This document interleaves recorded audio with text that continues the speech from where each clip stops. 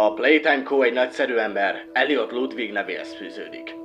Bár elvált, a szíve mélyén mindig is családcentrikus ember volt, és célja az volt, hogy csodálatos játékokat hozzon el a világ csodálatos gyermekeinek. Ludwig megszámlálhatatlan órát töltött a gyárban, fáradhatatlanul dolgozva túlórákban, hogy folyamatosan újítson és meglepetést okozzon. Az 1960-as években egy családi tragédia mélypontra taszította Ludwigot. De hatalmas ambíciója révén képes volt talpra állni, és tovább folytatta a Playtime Co. játékgyár megálmodott jövőképének megvalósítását. Ludwig sosem tudta elviselni, ha egy projekt befejezetlen maradt. De hogyan volt képes egyetlen ember ilyen lenyűgöző birodalmat létrehozni? Hogyan tudott kitartani még egy ilyen tragikus veszteség után is? Mindez az 1900...